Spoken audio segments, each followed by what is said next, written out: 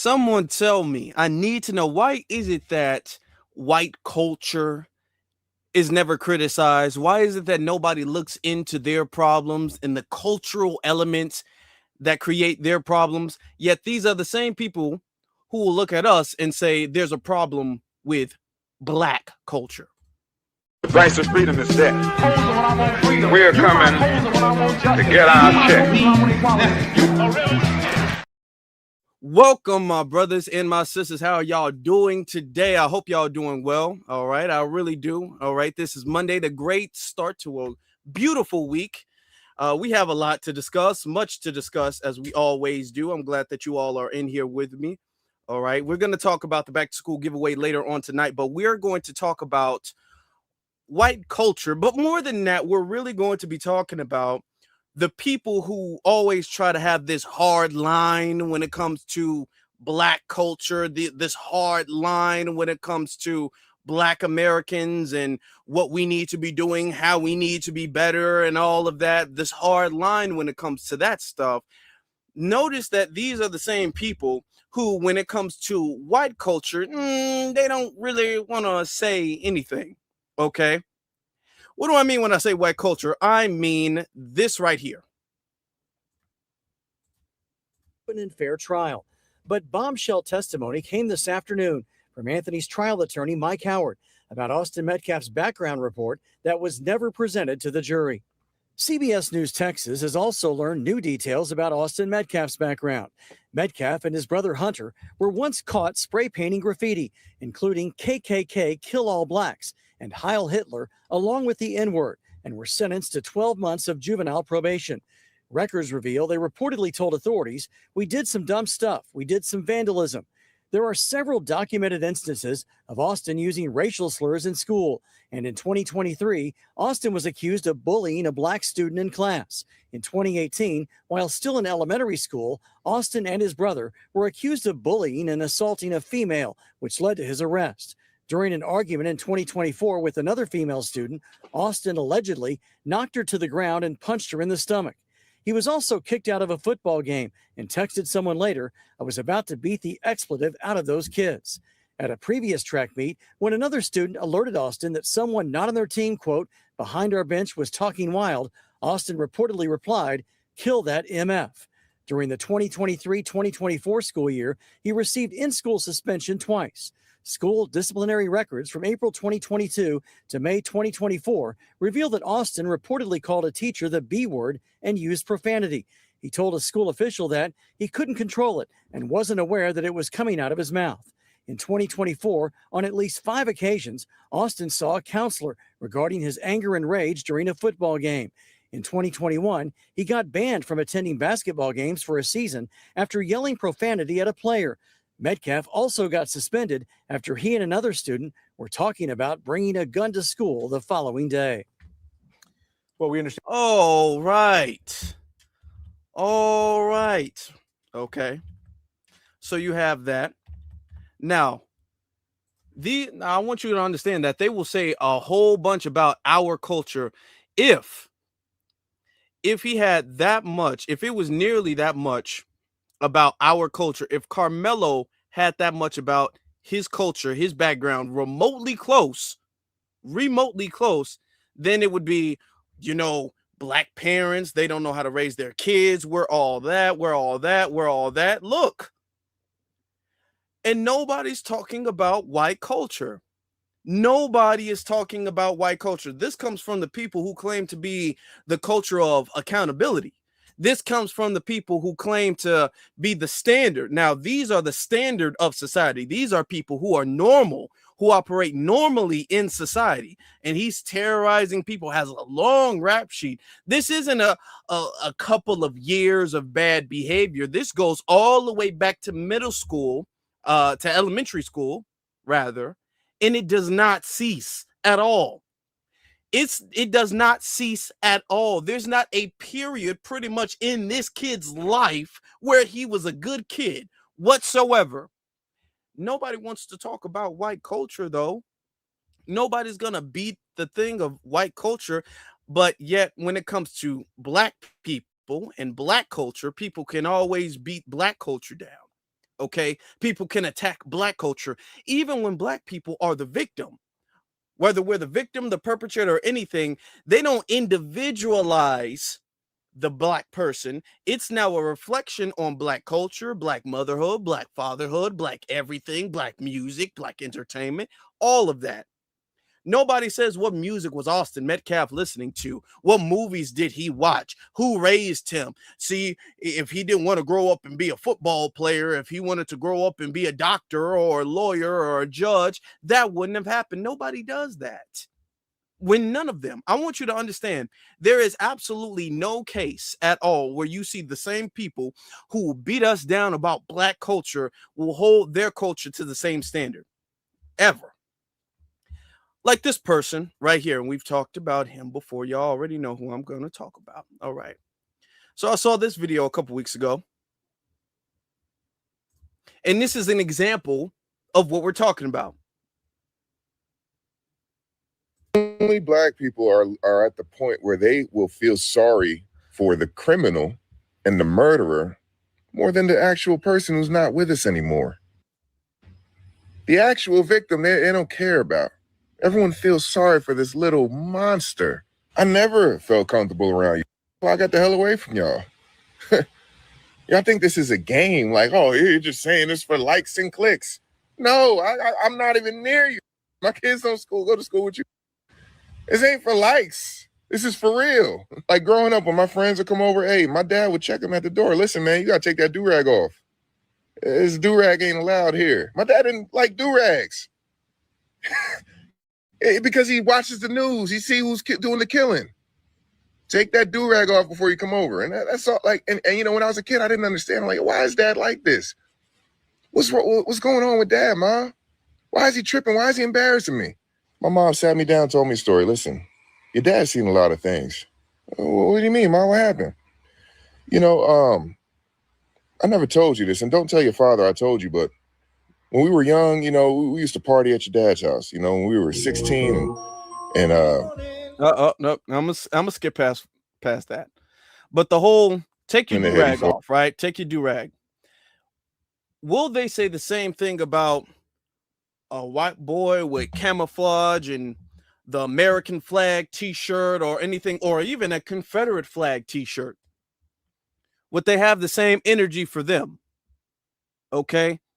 You know how they be doing the whole I love guns, America in Jesus, in that order. That's how they'll have shirts and stuff like that that indicate that they are among the same group of people that do stuff like that. Yet those people don't get stereotyped. Why are you wearing camouflage boots in the middle of the summer? Like you're not around no they don't say stuff like that with them. But I want to get to Anton's response, right? Because that's who we're talking about tonight. One of the people we're talking about tonight. Downstairs dies in front of my dad. Yo, listen, that's a hell of a dramatic story that he just told. And even if he didn't tell it, the fact of the matter is that the culture is cooked, and it's just the reality of it. We don't even know how to balance between things that are okay or we look at as just entertainment and the things that we are getting influenced by. And that's then determining how we operate within our culture, right? And so a lot of these people are mad, but nobody is really deep diving into the real issue. And the real issue don't have nothing to do with racism. It's how we carry ourselves, is what we've normalized. I remember growing up, very similar to him, but I didn't have any of these dramatic stories, is that even when we would go out and we would hang out or we would hoop with our friends, when they was like, all right, we about to go to your house, a lot of times we would get scared, or I would be like, hey, listen, you got to change this, you got to change that. You can't be doing this around my mom, bro. She'll grab you by your neck. You can't be doing this around my dad, because we had respect, right? We were afraid. Even when we had to do something, we would sneak about it. To look at the guy's Facebook and social media, the Cyrus guys, Facebook and social media, it's crazy to actually observe it and see it in real time, because it was like, yo, this dude is pointing with a gun and a laser. Okay. I just want you to understand that Cyrus, and they're talking about our young brother, Cyrus Belton, who was chased down and really hunted for real by Rick Chow. Okay, 14 years old. 14 years old. And oh my God, the culture and how bad it was for the culture for him to have a gun and all that stuff. And that's not just his mistake. It would almost even be one thing, family. It would be one thing if they said that this is a bad reflection on the parents who allowed their kid at such a young age to do that. But no, this is not about Cyrus or his parents. The whole community needs to take accountability for the fact that this 14-year-old is not like he committed a crime with the gun, but the fact that he had it and was taking pictures and posting that on social media. Now the whole community needs to be held accountable and reflect on our culture. Now, if I was to put this picture up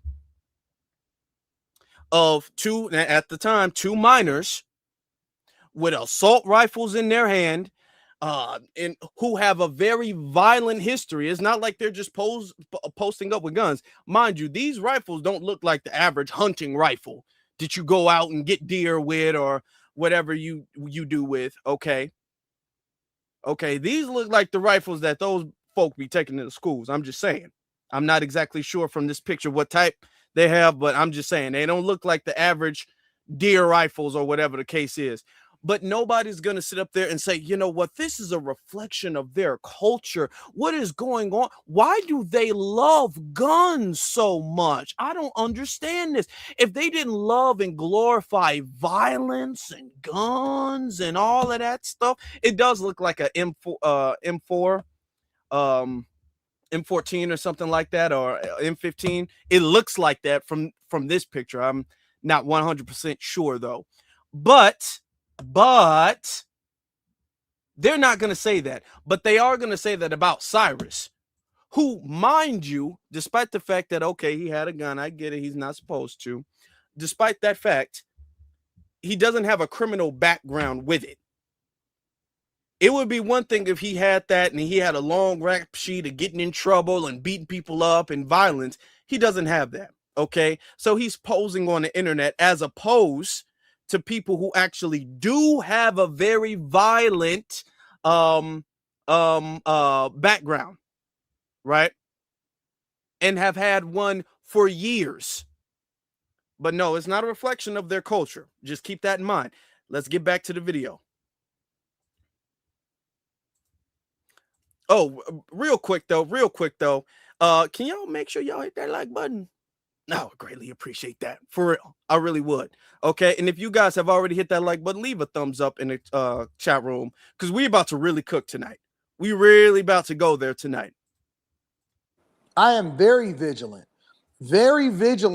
on my own nephew's social media. And I'll be looking at them. And if something ever was to ever pop off, the first thing I'm going to do is I'm going to call their father. The second thing that I'm going to do is I'm going to call them and I'm going to say, hey, man, what you doing? What you into? What's going on, bro? You off the reservation? What's wrong with you? And then it's going to be a fixing, right? In some way, shape, or form, whether it be, yo, you going to move differently, or maybe we got to get the furniture moving, or whatever it is. But my point is that we as parents, as a community, as a family, we were responsible for our child. And if, let's say hypothetically that there was some kind of validation between the other adult, that no, we gonna check him too, because we too close and we can't allow for our children to be out here in these streets. And when I look at the Carmelo Anthony situation, when I look at this Cyrus situation, the only thing that I can think of is, how is the parents allowing for this thing to play out the way that it did? Why was he able to post that on social media? How are these young kids that are in high school walking around with guns and lasers on them? Nobody is having that conversation. I just did a video the other day about a mass shooting that was in Chicago where, you know, a guy that was a chef, but he was going to cut somebody's hair in order to make extra money, wound up getting killed because he just so happened to be at the wrong place at the wrong time when some other guys walked up to them on the sidewalk and wound up shooting them in the head. Him and somebody else died, and then other girls were shot and all of that, and you don't hear a whisper, not a peep, not a conversation, not visibility that's brought to it. Nobody wants to deep dive into it. Nobody wants to try to find the killers. Nobody cares at all. You know why they don't care? Because they pretend to be outraged about something and they just looking for something for them to have some kind of social justice warrior perspective about, when it's not beneficial to nobody, when nobody cares, nobody is trying to make a big deal about it. Ain't nobody really tripping. Nobody is really tripping about what's really happening in the culture, and everybody can do what they want to do when they want to do it. Everybody. And so we don't respect ourselves. We don't respect our parents. We don't respect our children. We don't respect the culture. The culture has become so toxic. And it's unfortunate that we having these conversations about kids who should still be here, but instead, them being the catalyst and bringing weapons ultimately led to their destruction. It's messed up. And it's not something that was normalized within our households when you respected your parents. My dad is traumatized by y'all. Okay. From that, I want to play this video. I want to play this video real quick, right? Now, the narrative, first off, whatever happened, it's a tragedy. And we understand certain tragedies, certain people, unfortunately, are victims of tragedies. That we do, as a culture, disapprove of 100% of the time. Okay, when somebody is actively damaging the community, you don't see people in the community being all like, well, as long as the person who did it is black, we don't care. I want you to take a look at this. While people talk about black people don't care and nothing is ever being said, and black people don't bring any awareness to any black on black crime. No, that does happen. Now, Anton is not going to report on it. Anton's not going to highlight this march and parade and stop the violence stuff that you're about to see right here. He's not going to say nothing. In its second year, the Brilliance and Excellence March did not disappoint, as it hoped to bring close to 1,000 boys and young men of color together in an effort to stop the violence. I feel like a lot of me and my peers are lost, but being lost doesn't mean that you don't have dreams or talents or goals or aspirations. It's more so you just don't know where to put it. Last year, the event was on Chicago's South Side and brought together hundreds of boys and men. I have been able to avoid violence just by keeping my head down, just being concerned with what I have going on and not pretty much everybody else. This morning's was on the West Side. Mayor Brand. Now look at that, where mostly black people are in Chicago. On the South Side, in the West Side, hundreds of black young men and older men, they're all coming together for the betterment of the community. Outside of any type of interracial violence, they're talking about fixing the inner violence in the community. While people want to talk about black people don't care about black crime, but y'all don't care unless a white. No, we care about our community being harmed in general. However, they're not going to report on this because Anton's job is not to really solve any problem in the black community. His job is to monetize off of the condition in the black community under the guise of holding us accountable. Okay? Because if he really wanted to solve any of the problems, he would be highlighting stuff like this. All right. And he would be promoting stuff like this, but that's not his job. He panders to a anti-black audience.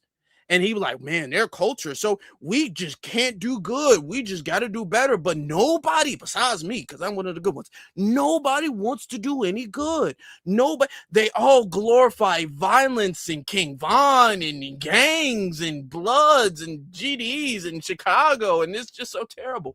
That's what they like. That's what he monetizes his platform off of. All right. He can't talk about, even if black people are fixing that, he can't talk about that because that's not something derogatory to put on the internet. And putting black culture in a very derogatory and degrading way is very monetizing. Okay. It brings you virality. Okay, it makes you go viral. Like that one teacher who apparently was a fraud talking about black kids. I don't know if y'all have seen that. He's a dude who faked being a teacher talking about black kids. They so stupid. They can't read. They can't spell. They can't write. They dumb. I can't believe we can't do this.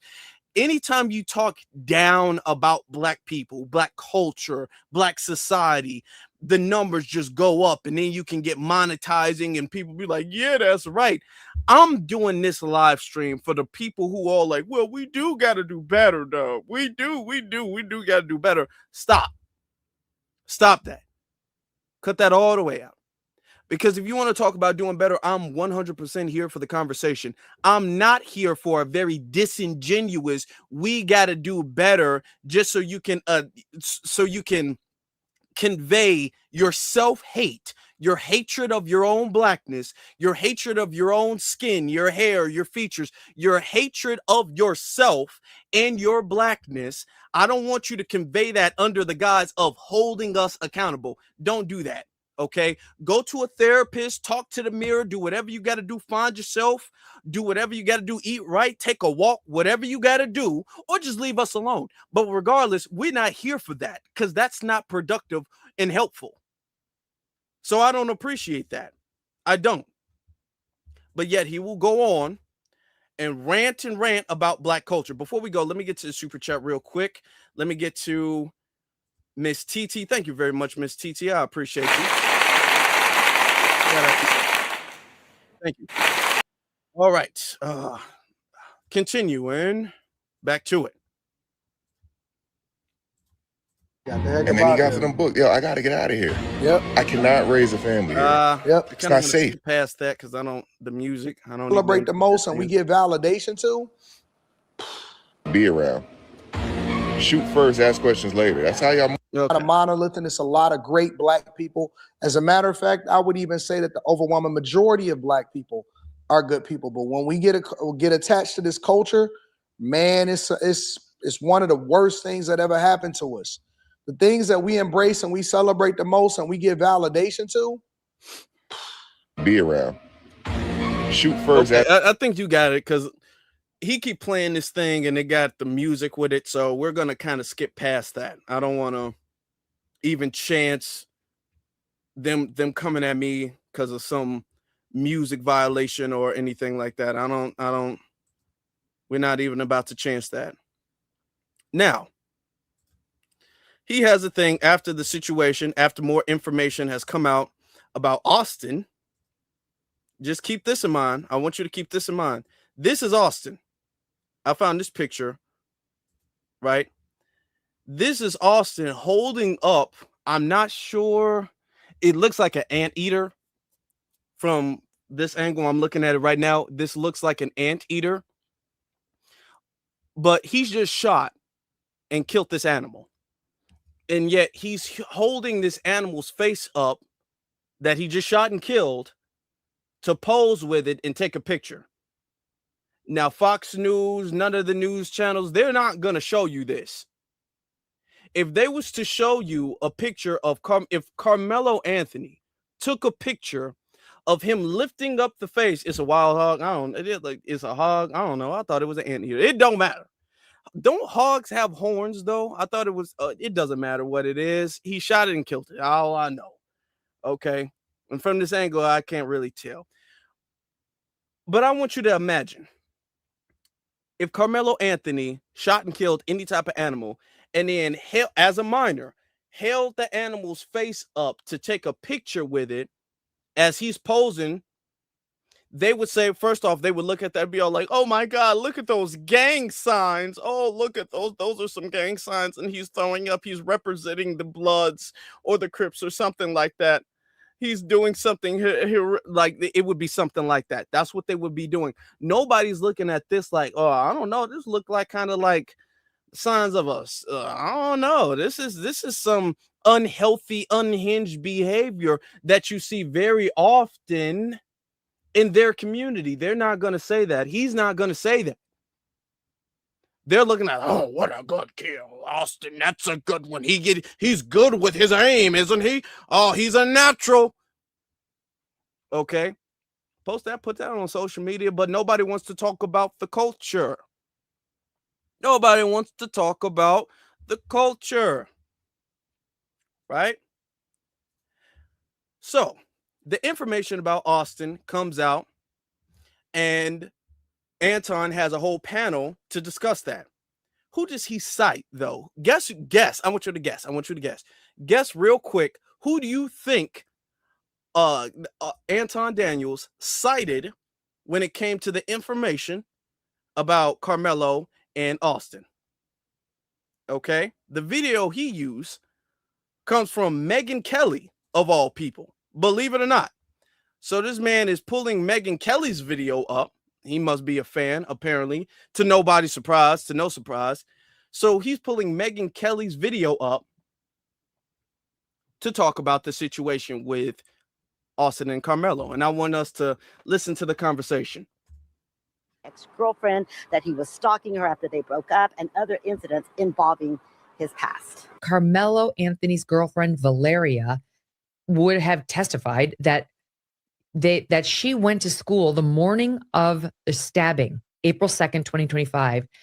And she told school officials that she had broken up with Carmelo Anthony and that he was stalking her. So this had happened that morning.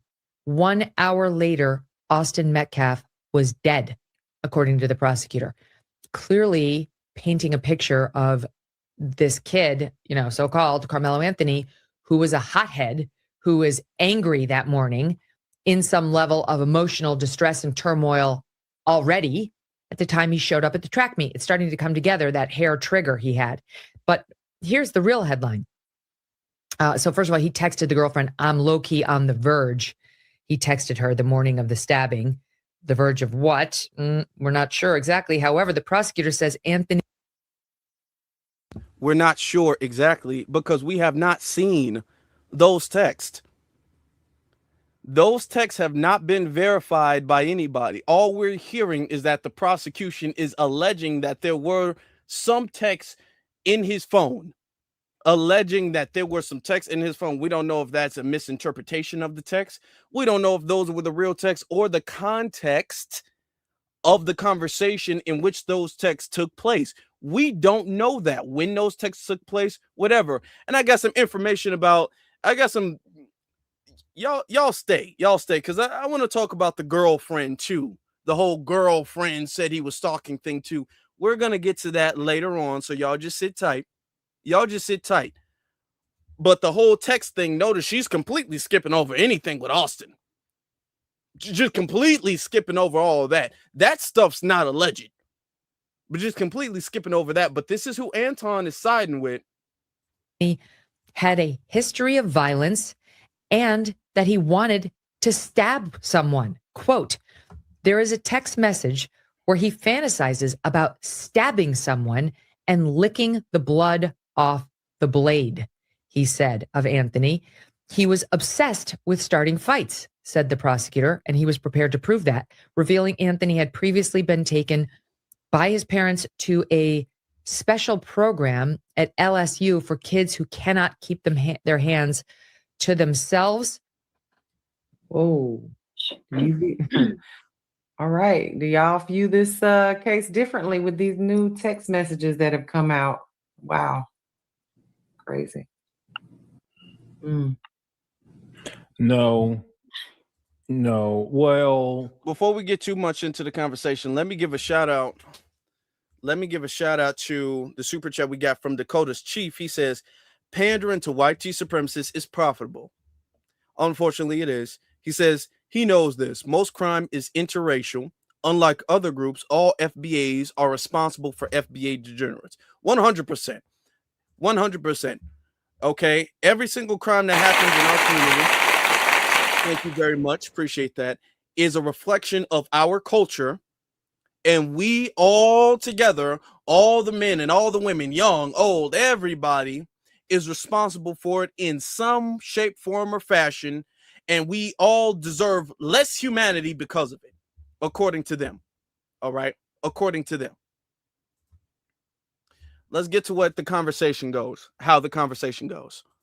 No, I feel still the same sentiment. I think the person who died, he fucked with the wrong dude and found out. I think they probably do. He said 53 instances of like violence is crazy.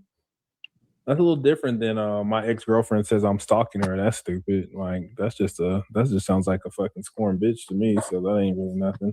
Such vulgar language. What you mean? The B word. Man, that's like how many like girls just say dumb shit when y'all break up? Like, but 53 separate like instances of being violent and racist is that's a lot. And it speaks to what more could have been involved and why you got unalived. So self-preservation, stop fucking with people. I'll be honest. Nobody think any differently about the case? I'll be honest, like people were saying that this was true about those twins, but it was denied. So now that they come out, that's kind of fucked up. I'm gonna speed it up. I don't think anyone should die. Obviously, I never agree with no type of shit like that. But it is very damning that it comes out that these twins were actually violent, and people denied that shit to the heavens. They tried to make it seem like these kids was angels. And like I said, they shouldn't be. Nobody should be dead. But it's funny how that information come out. And I think it's kind of wild that you trying to compare a kid breaking up with a girl to 53 cases of violence. Like, that ain't the same. Like, shit, that motherfucker could have been talking about offing himself. Who was the 53 cases of violence? Between the two twins. The twins had 53 cases of violence and racism. Like people tried to deny that. Like that shit was actually a real thing. They said that these twins was bullies. I remember that kind of vividly, and I ain't even really focused on this because I felt like it was just a straight up racist issue. Like people was gonna make race a big deal about this. It was never gonna be about the kid losing his life. It was never gonna be about a kid defending himself. It was always gonna be about race. I stayed away from it. But I definitely heard that the twins were bullies and they were violent. Did you hear the part where he? That was within the first fucking week of this whole case. I heard that immediately. I heard that right away. He kind of just disappeared. Like you didn't really. Yeah, and then people tried to deny it. They tried to act like that wasn't a real thing. Like they tried to act like this wasn't, that people were saying like, hey, these kids wasn't, they was about that shit. But see, I can look at it of like. Now, I will say, I don't know who he has on his panel. The woman at the top, the woman with the Southern accent, I'm not sure what she is all the way. I'm not really sure. But when I ask y'all, do you remember? Put the 100 emoji in the chat room if you do. Do you remember? This is what we heard from day one. We heard from day one, we heard that they came there and attacked him. It was about to jump him. From day one, I remember that's what we heard. Okay. And I remember Hunter Metcalf clearing that up on the news day of. I remember that. I remember we had certain people saying that no, they were bullies. I remember there was a case where there were cheerleaders who said that they had sent an email about the Metcalfs beforehand and were told to this before the incident and were told to shut up because these were such good players and they didn't want them to get suspended. So the cheerleaders had to shut up and everybody had to be silent because if they lost them on the team, the whole football team would suffer. Okay. They went to their coach, the cheerleader coach about it. So I'm hearing from the very beginning that Austin and his brother were like this. And we all kind of figured it because it's so unhinged for even if somebody is in the wrong seat, for you as a minor to try to move somebody with no authority out the seat, throwing them from the bleachers into the rain. That's kind of unhinged for you to do that to a stranger. So we knew that from the very beginning. And these are the same people who were like, man, y'all make everything about race. It's not about race. Y'all make every single thing about race. How do you know? Y'all don't know. Y'all don't know. Austin was a good little precious boy. And Austin didn't do nothing wrong. Okay. The reason why the prosecution and the defense, because I believe, and I'm still stuck on this belief, okay, because all of the evidence points to it. The reason why the prosecution and the defense agreed to work together and have this quote unquote gentleman's agreement is because they knew the information was more damning on Austin than it was on Carmelo. if they felt like the text would have put Carmelo in a worse position, they wouldn't have agreed to not admit that in court. They agreed not to have that in court because they know if you compare all of their backgrounds, the damning information is on Austin. They didn't do that to protect Carmelo. They knew, damn, I mean, yeah, he might have had some weird text or whatever the case is, might have got into it with his girlfriend, whatever the case, but they knew all of Austin's background, all the way from elementary school, fighting girls, punching them, beating people up, spraying KKK and all of that stuff. They know, oh, we can't have that in court at all.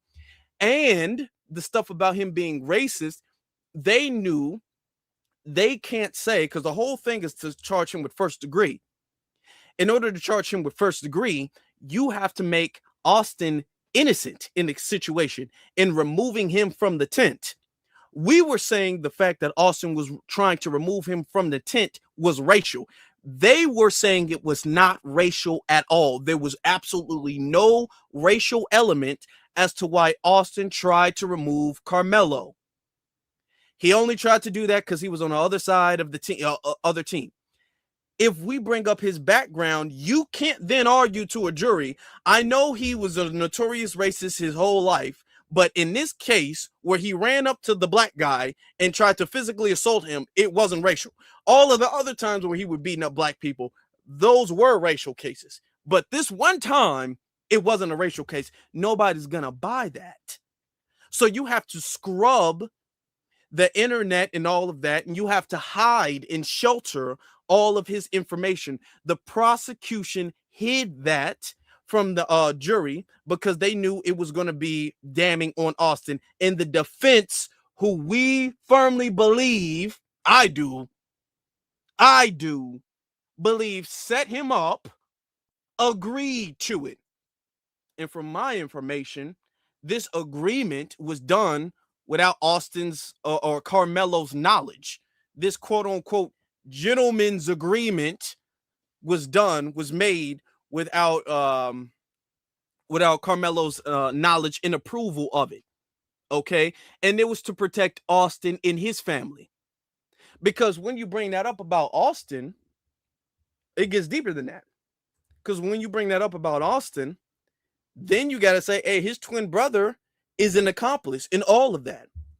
Austin wasn't the bad twin. His twin brother has a rap sheet just as long. And his twin brother initially said to the police, he started it. Now, whether that's true or not true, now everybody's going to look at the twin brother. And now they're going to look like, man, you and your big ass twin came and they tried to assault this young, they same age, but this much smaller black teenager. Oh, that's not a good look. Because now you're looking at their background. So they say, okay, well, you know what? We're going to not say nothing. Because whatever little text y'all think y'all have on Austin is not nearly as damning as all of the actual documented cases on Austin. It's not. Now let's get back to the actual conversation, right? Y'all hitting that like button. I hope y'all are, because that would really help. I hope y'all are. Here we go. That could be true. Like, they might have been bullied, they might have had a past, and so could have Carmelo. But on that very day, what transpired? Like, were they bullying him on that day, or was that in their past or before? On that day, did he come to that school with a knife? Did he stab that boy after the boy told him that whatever shouldn't be under the tent? It's like, you can still. Now, this Brittany girl, I want y'all to pay attention to who Anton keeps on there. Okay. And I don't know Anton's background. Is still speculation about that, but I know Anton, he rolled with a lot of non-FBAs. I just got to be honest about that. Okay. Now, notice the two girls on the top, Brittany and Mimi. Notice how Brittany keeps again. Oh, Carmelo stabbed him after he was told to move the tent. Notice every single time Austin supporter says that, they have to skip over the fact that Austin put his hands on Carmelo. And yeah, they might have been bullies. No, ma'am. They have multiple arrest records. These people were not just people who threw paper airplanes at the back of a head on some class class clown stuff. Okay. These people didn't just steal somebody's milk from lunch. No, these people have a long rap sheet of beating people up, anybody that they thought was smaller than them and couldn't defend themselves. They were known to beat them up, okay, and terrorize them, and were very violent. And you talk about, well, that was in his past. No, that shows his character and a motive. But notice how she's defending that. She's skipping over all. Well, let's just get to that day. Let's just get to that day. Let's just get to that day. Well, if you want to just get to that day, you have to just get to that day when it comes to Carmelo. Because you're not saying the text that the whole licking the knife text, you're not saying that that came out that day. Notice that you don't want to do that when it comes to Carmelo.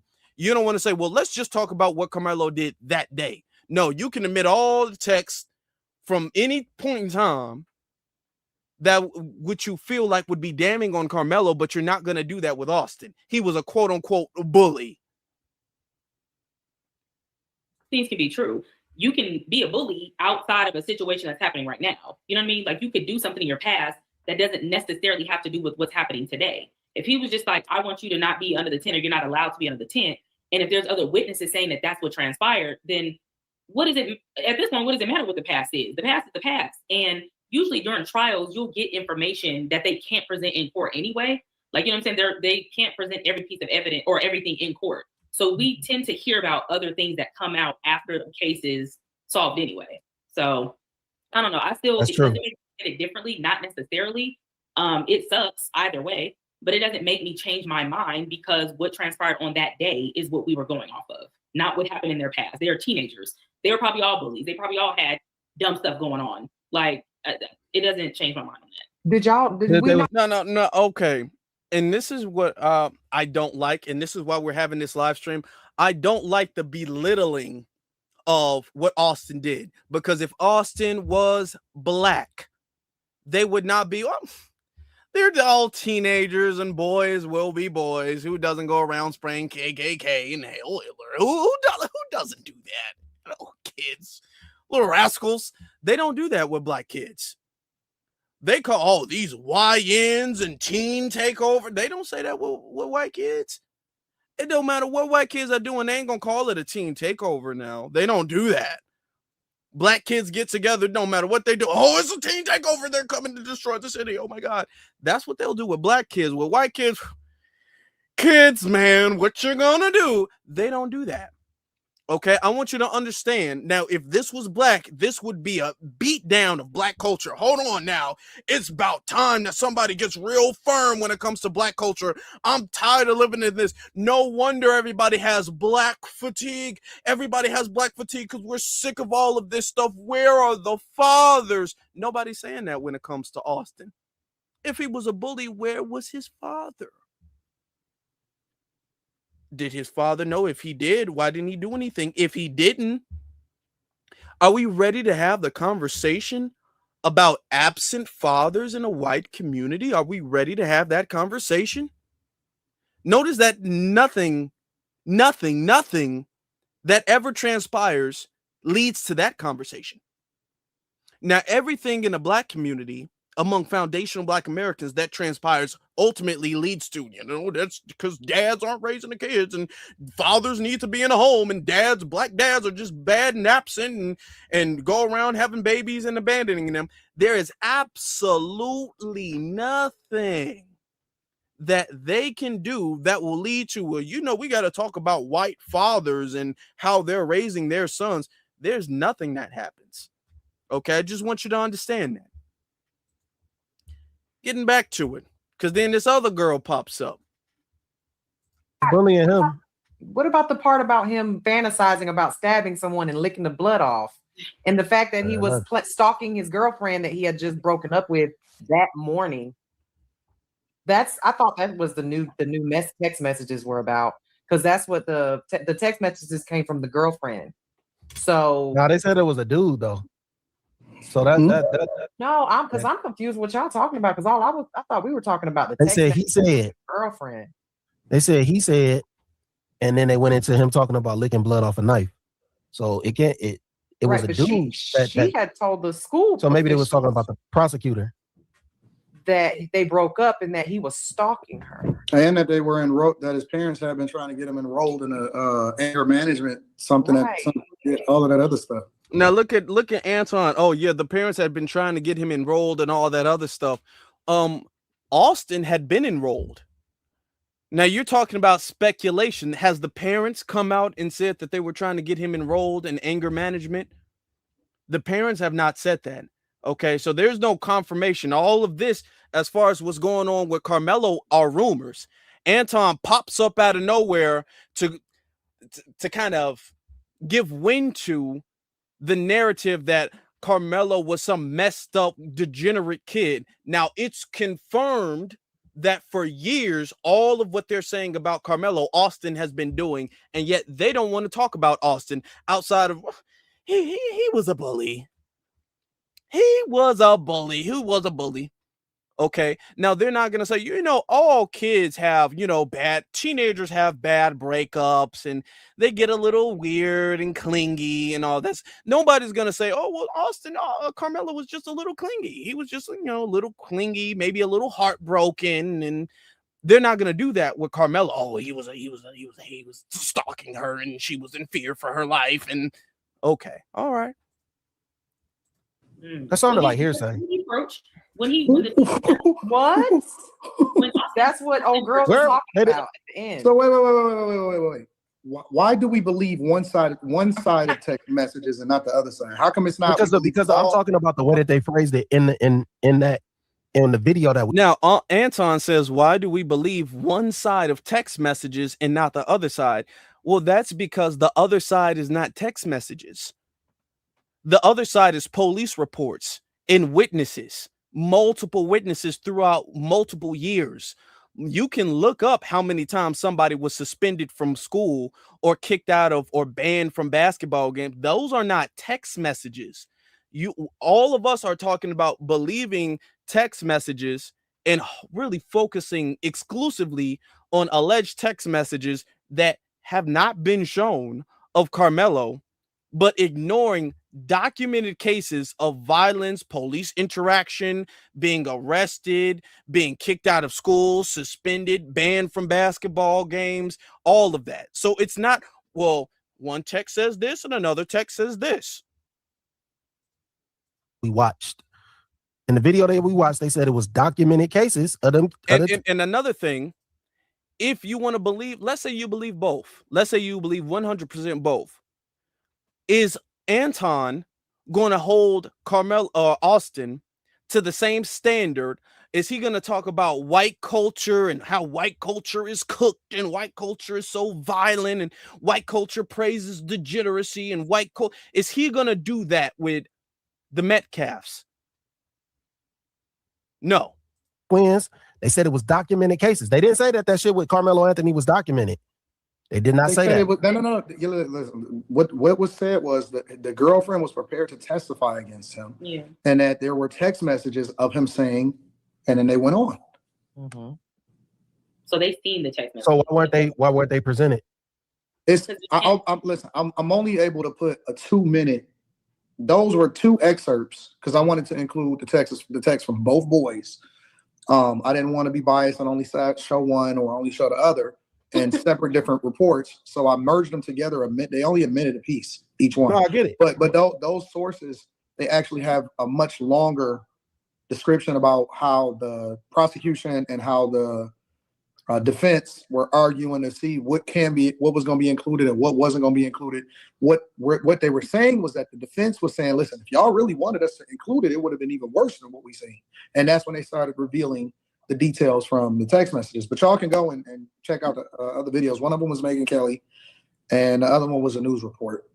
Well, which one had the facts? Which one had the actual text messages? Well, apparently both of them had there was a gentleman's agreement. Correct. Okay. I just want you to know this dude at the bottom with the Captain America shirt, Slimmy, Anton came out of nowhere to quote unquote correct Slimmy. Okay, because Slimmy was being incorrect when he was saying that the text messages were alleged, even though none of them have seen the text messages. They're all taking Megyn Kelly's word for it, and that shows a lot of what they believe.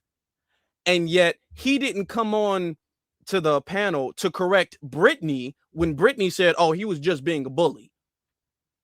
Okay. Now, when Brittany was trying to belittle what Austin did, Anton didn't come up there and be like, oh no, it was more than just bullying. He didn't come up there to respond to that or retort that, but he wants to come up there to retort what Slimmy is saying about the text messages maybe being hearsay. Okay.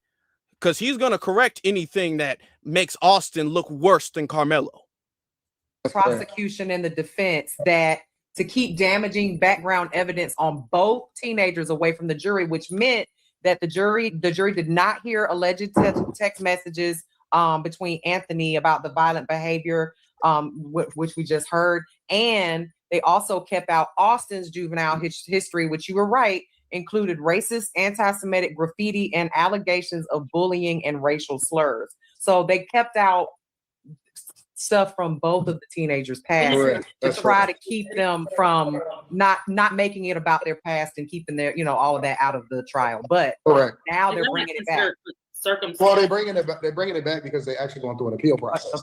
And the defense is actually trying to leverage and say, well, certain things wasn't included. But then the prosecution comes back and says, well, we didn't include certain things because you see what I'm saying? And so that's when the gentleman's agreement conversation actually came up. And that's why I said, well, why do we believe one side and not the other side? I'm only talking about how it was presented in the video.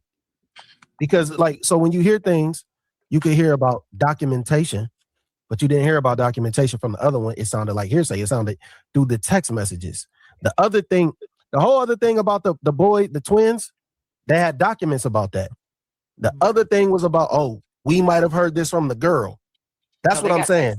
Though they do have the actual, they just never presented it, and she was willing to testify, but they just said we're going to leave this out about him and this out about him because it's irrelevant about this case. Well, you have to you have to leave out that she was willing to testify because this is like post as opposed to like before. We have all this stuff that was documented before it happened. There was no reason for us to document this as opposed to a scorned girlfriend testifying against her ex-boyfriend. Looks a little different. Well, how is she scorned if she broke up with him? And he was stalking. So you're not scorned. That's the part that I'm talking about. That could be hearsay though. That's what I'm saying. That could be hearsay. That's not document. That's not documentation though. That's not documentation. I mean, I get it. Unless he has a police report saying that he was stalking her, that's not documentation. What I'm saying is the documentation comes from the text messages. It was from that morning. No. Listen to me. Notice, I just want you to keep on noticing, because we're not going to go through the whole thing, that this girl, Mimi, Anton, and Brittany keep going on about, well, the text messages, and I want you guys to pay very close attention, because we're going to bring something up about the girlfriend. So just keep in mind, they're harping on, well, the girlfriend said she was willing to testify. According to the prosecution, the girlfriend said it. So Carmelo was a danger, even though the day of, Carmelo was not actually stalking her. The day of, when all of this stuff allegedly broke down and they were fighting, Carmelo was completely by himself at the track meet where he was supposed to be. She was not around Carmelo.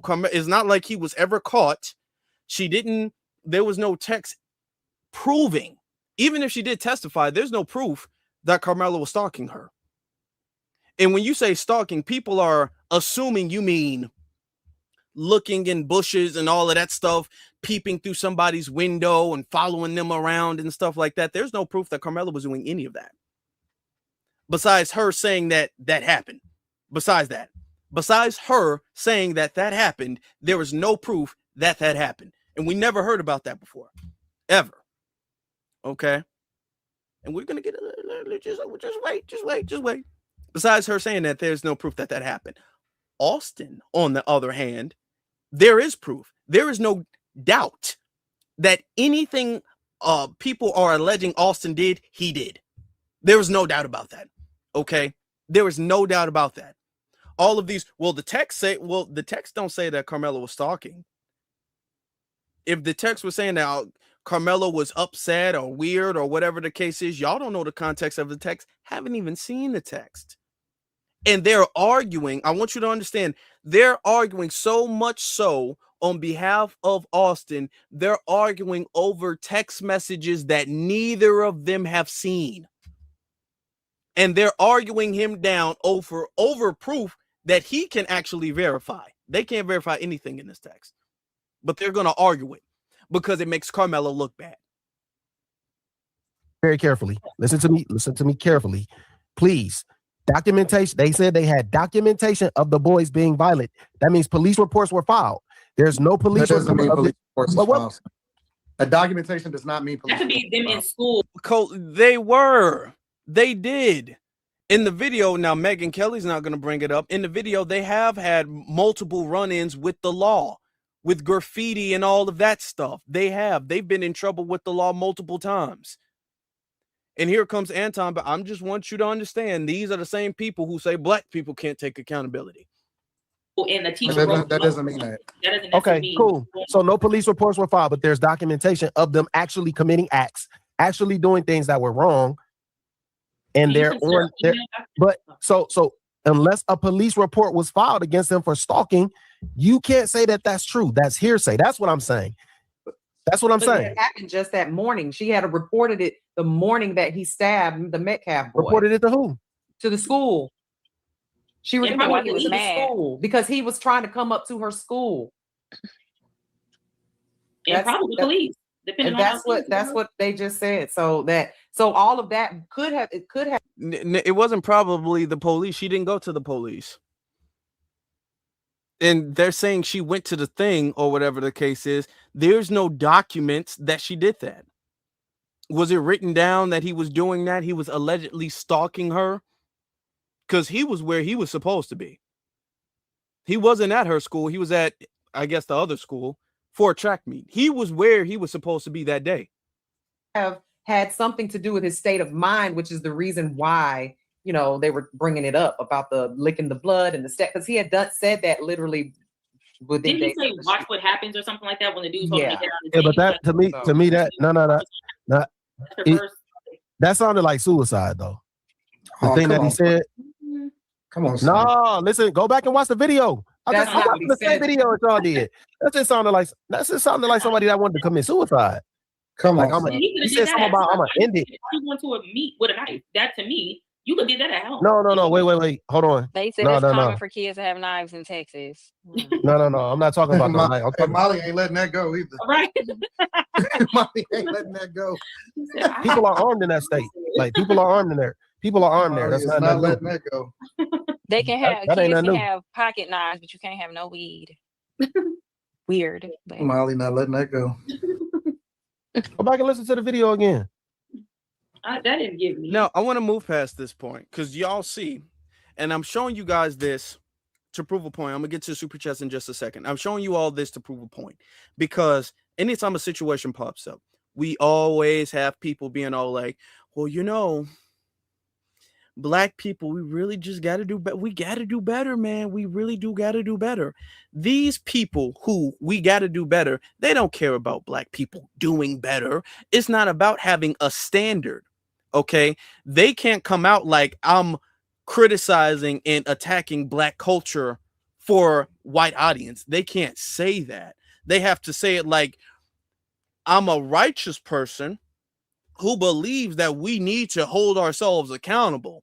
So they will be very strict when it comes to holding us accountable, but they will do so really for their audience, to pander to their audience, which is why they're not going to say anything bad about their culture and them being held accountable. And even when information comes out that they were incorrect about our culture, they're going to argue down to try to stick to the point that our culture is messed up. Okay. He's arguing this down. Now, I want you to keep in mind, if the text message, let's flip it, was about Austin, and it wasn't, if the roles were reversed and everything they're saying Austin did, Carmelo did, and everything they're saying Carmelo did, Austin did. If Austin had an issue with his girlfriend or whatever the case is, Anton, Mimi, and Brittany, who we got to find out their backgrounds, all of them would be saying, well, we haven't seen the text. We don't know what the text say. I mean, she could be lying. They do lie, you know. We don't know why she's saying that. That doesn't, I mean, what does that matter if he broke up with his girlfriend? All of them would be saying that. All of them would be completely dismissing the text the same way they're dismissing his police report. They would be dismissing the text. But because Carmelo is black, some alleged text that nobody's ever seen, all of a sudden that becomes the topic of conversation. I want to get to the text thing. After the conviction of Carmelo, actually, let me get to the super chats before I get to that. Let me get to the super chats. FBA Forever says Anton is a certified punk. Keep speaking truth, Afro Elite. Thank you very much, my brother. I appreciate you very much. And then we have I think that's May of Deuce. May of Deuce says, hi, Afro Elite in chat. I'm so sick of these people like this Britney person, whoever she is. Okay. They keep mitigating Austin's actions. They do. When Carmelo's new information was supposed to be a gaming chat, his girlfriend's still together in court. Oh, yeah, we're going to get to his girlfriend. Still together and in court. And that's the thing. You don't know the context. And I've been saying it. What is the context that he said that from? Now, if he was talking about, okay, yeah, that might be a little extreme, but what is the context of him saying that? When did he say that? Nobody knows that. And yet they're going to argue that. Now, what's interesting is after the conviction, some account came out that was his girlfriend. And this is what his girlfriend had said. She had posted a whole bunch of pictures. This is a year after they allegedly broke up, according to the new information. Okay. She posted this a couple months ago. All right. A couple months ago in June. She posted her and Carmelo in a whole bunch of couple pictures with the caption, hold your head high, my sweet boy. You're not alone. We're fighting for you always. I love you more than words. And she posted a whole bunch of pictures of them two. So you mean to tell me she's going to post this a year after they allegedly broke up, and then he was stalking her? It was so bad that she had to tell school officials. But after the conviction, he's already been sentenced, and they had already, quote unquote, broke up, but she's posting pictures of them as a couple together. I want you to think about that, and then think about how much sense now that you've seen that, how much sense now does it make that his girlfriend was actually being stalked by Carmelo and was willing to testify? How much sense does seeing this make to you? Now, we don't know if she actually said that, unless she was maybe, I don't know, pressured to say that. Unless somebody said, hey, you better say this, because they need something damning on Carmelo because they're about to leak a bunch of stuff on Austin. So they need something that they can take the focus off of Austin. It could be that, or it could be they just making it up. But it doesn't make sense because a couple months ago, she was still madly in love with Carmelo and saying how much she still loved him and supported him. Now, all of a sudden, they had been broken up and he was stalking her. Yeah, that don't make sense. That don't make sense. Is anybody going to actually look at the text? No. And the reason why they don't want to look at the text, because I believe either the texts are completely fake and out of context, okay, or she's not going to be able to substantiate this text. She's not going to be able to back it up, because if she does testify, a competent defense would be all like, okay, he was stalking you. Y'all broke up same day. All of this stuff happened same day. Why? Okay, y'all broke up, whatever. You broke up with him and he was stalking you. So was stalking, you mean he was following you? How was he following you if he was in the, at the track meet, ma'am? oh, okay, he was following you like super early at like at 4 o'clock. Okay, he was there, and then at the track meet ready to run. Okay, fine. But then you were posting about how much you loved him a year later. So how does that make sense? All of that stuff, which is why they're not going to have her testify. They're not going to do that. Because even if she did flip and try to backstab Carmelo, it's not going to work. She already posted too much. Just like that dude, Eddie, who, mind you, was her cousin, said that he didn't know Carmelo. Turns out he was damn near best friends with Carmelo. But I want you to keep in mind that the conversation is not on how weird that the information of Carmelo just coming out and how unsubstantiated that quote unquote evidence is. It's about, man, it's true, and we really got to talk about it. Also, what I don't like is when people try to 50-50 the situation, because the situation is not 50-50. Even if they did break up, let's say they broke up and it was a real bad, ugly breakup, and he was some type of weirdo who was stalking her, watching her Instagram stories and all of that. Like, I know you're leaving me for another guy. Let's say she completely turned him red pill, and he was watching Myron Gaines and all of that stuff. Let's say he was doing that. Is that comparable to what we know for a fact Austin was doing? Even if we gave them the benefit of the doubt and say, yeah, he was doing that, we know that for a fact. Is that comparable to what we know for a fact Austin was doing? No, it's not. Absolutely, it's not. It's not that way at all. Okay? For a fact, we know for a fact what Austin was doing. We know what type of time he was on. We know what Austin was about. And none of that stuff is alleged. But yet you still have people who want to 50-50 the situation. Okay? Like this creator right here. Austin Metcalf instigated a fight with a boy who had fantasies of stabbing someone in the chest and then got to live out those fantasies. And he chose that boy because he is a racist and because he's a bully. He found a small black kid who he felt entitlement. And let's talk about that entitlement. It's a track meet. We've all been to the track meet. There are adults around with authority that you could have been like, hey, I don't know this kid. Is he allowed to sit here? And that would have ended it right then and there. Carmelo shouldn't have had a knife at a freaking school event. He shouldn't have had a knife at a school event. Like, we can splice it a million ways as we want. He shouldn't have brought that knife there. Both of them had history of aggression. Carmelo fantasized about wanting to stab somebody. Austin Metcalf is a raging racist and a bully, or was a raging racist and a bully. Like, honestly, I don't know what more we can walk away from this, but like, you know, maybe have a conversation about how we're raising our sons. I don't think you guys want to do that, though. Like, I'm not going to lie. Like, I don't think anyone wants to walk away with being like, hey, these two actually had something in common.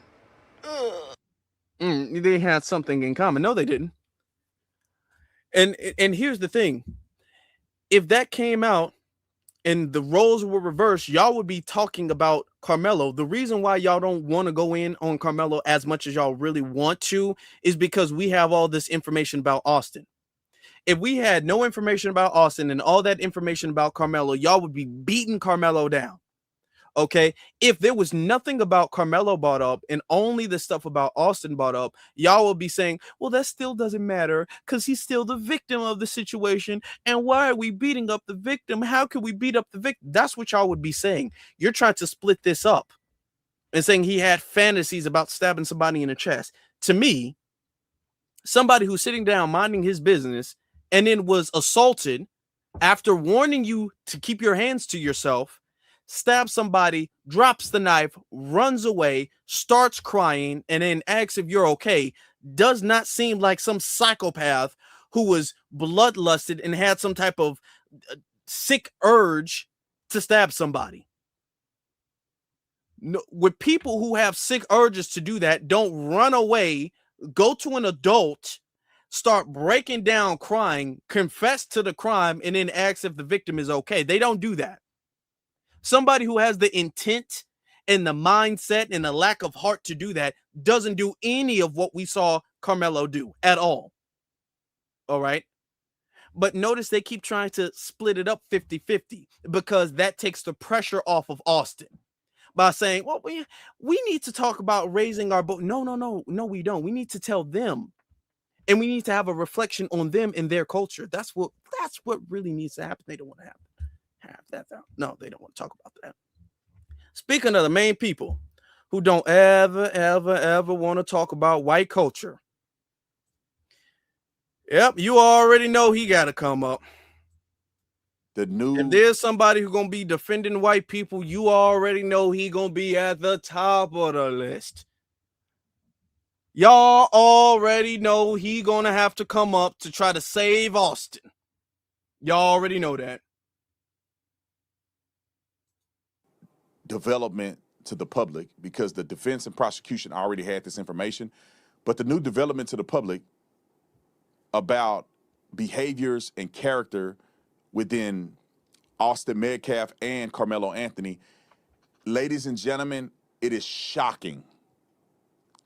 It is shocking. And it's also slightly disgusting because both of these young boys seem to be terrible role models and examples of what young men should be. I have never said or did anything overtly racist like Austin Metcalf has done, him and his brother. I've never bullied anybody. And I've never brought a gun to a school like Carmelo Anthony has and threatened to kill people and all that, shoot up the school and all this old crazy stuff. When did Carmelo do that?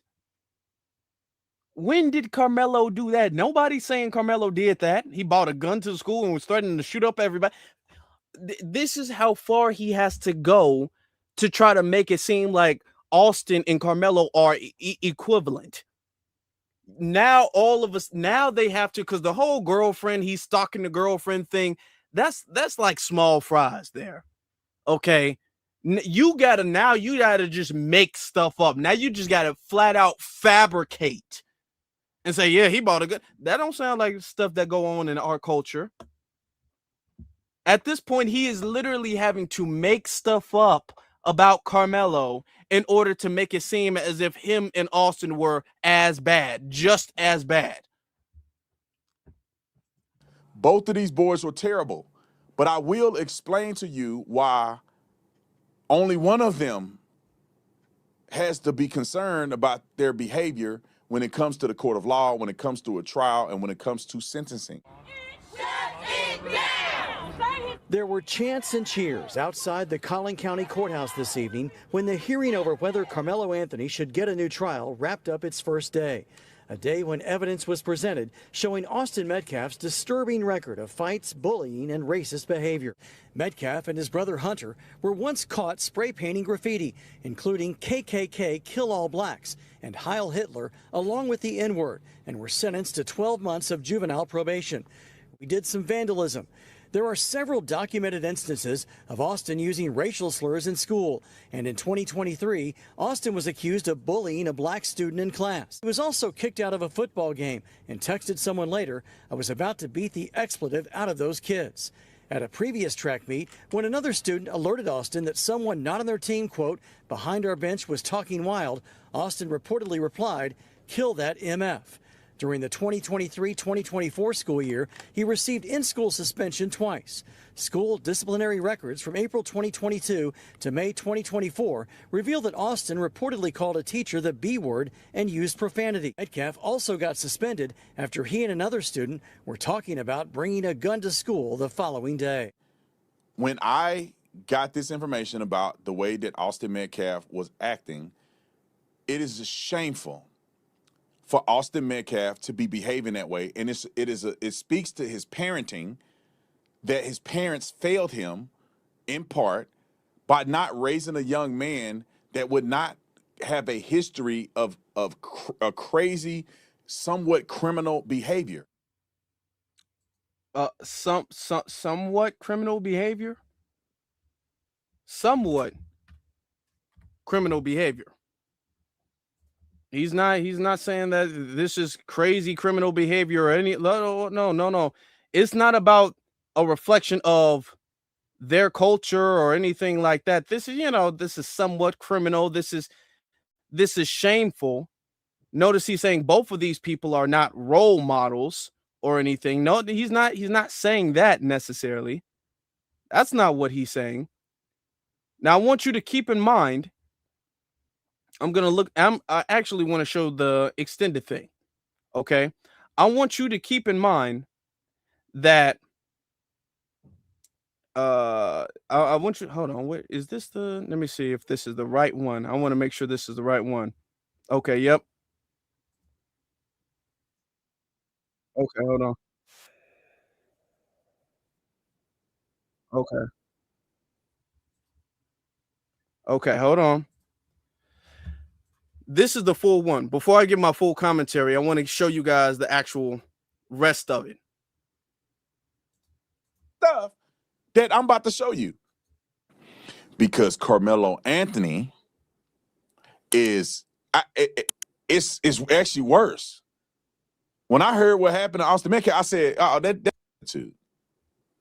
that's what I have captured from what has been presented about Austin Metcalf." Now, does that mean he deserved to die? No, that's up to God to decide who deserves to die or not. But I'm going to get to the criminal element. Was it up to God? Did you say that when Daniel Penny killed Jordan Neely? When Daniel Penny did that, you defended Daniel Penny. You didn't say, "Oh no, that's not your place to decide that. It's up to God." When George Zimmerman did what he did to Trayvon Martin, you didn't say, "Oh well, you know what? It's only up to God." No, you defended them. Just keep in mind. Now watch this. Watch how he looks at the long rap sheet of Austin and how his parents kind of partially, maybe a little bit. I mean, people can argue maybe even failed him a little bit. I don't know. This after we talk about Carmelo Anthony, because Carmelo Anthony is, it's actually worse.